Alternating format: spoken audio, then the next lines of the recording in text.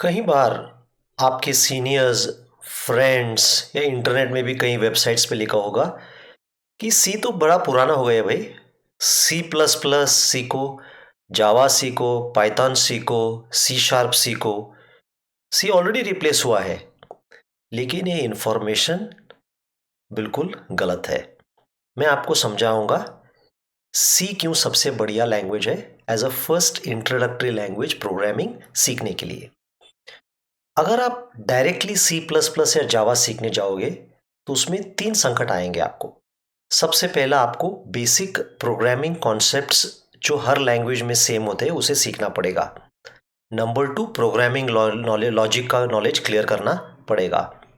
Number three होगा आपको सी plus plus और जावा में एक कॉन्सेप्ट जिसका नाम है ऑब्जेक्ट ओरिएंटेड प्रोग्रामिंग समझना। प्रोग्रामिंग कॉन्सेप्ट और लॉजिक समझने के लिए भी आपको काफ़ी एफर्ट करना पड़ता है। और ये जो ऑब्जेक्ट ओरिएंटेड प्रोग्रामिंग है, ये काफ़ी एब्स्ट्रैक्ट कॉन्सेप्ट है। और फ्रेशर या बिगिनर जो पहला लैंग्वेज सीख रहा है उसे प्रोग्रामिंग सीखने से यस काफ़ी बाधा आ सकती है।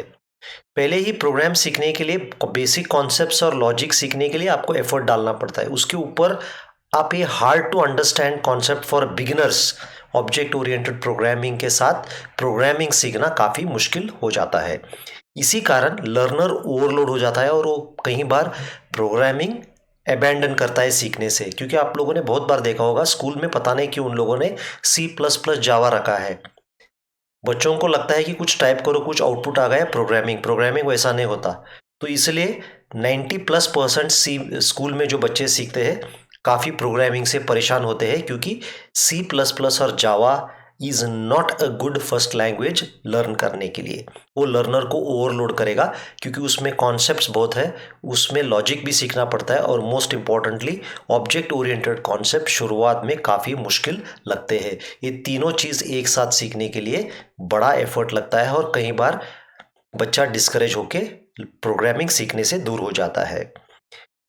अब अगर आप मेरा पिछली वीडियो देखा होगा तो आप ये देखेंगे कि major parts of Linux, Windows, Macintosh, Unix और कई डिवाइसेस में सी लिखा जाता है।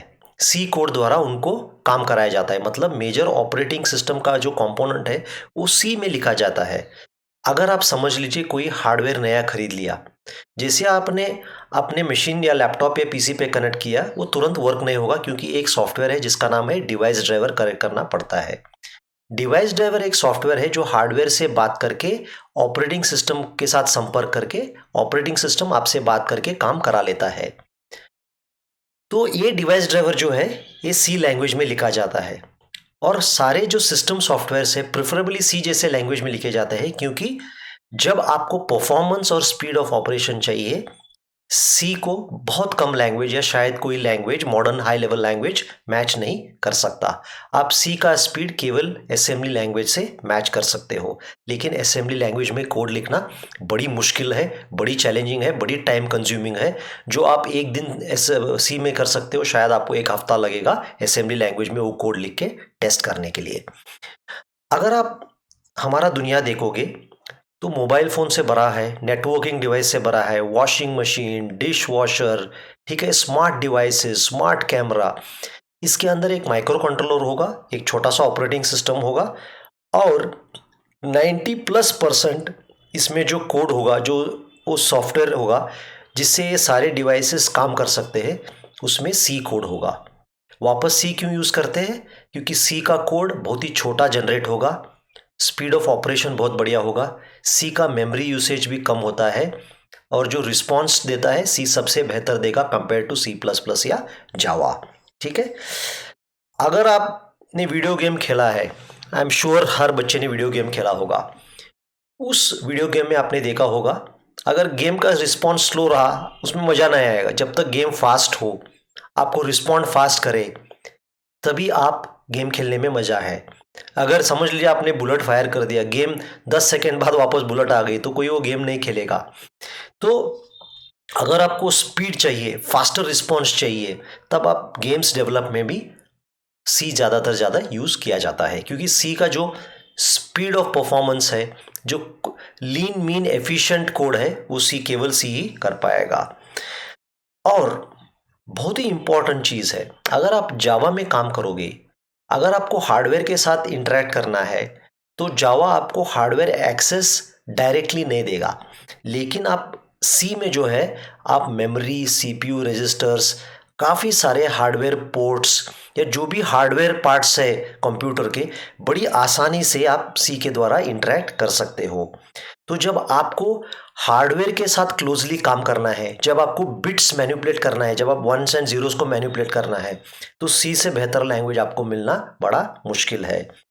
और लास्टली क्या है, सी एक छोटा सा लीन मीन और एफिशिएंट कोडिंग लैंग्वेज है। इसका मतलब ये है सबसे बढ़िया परफॉर्मेंस आएगा आपको अगर आप असेंबली लैंग्वेज में कोड लिख सकते हो।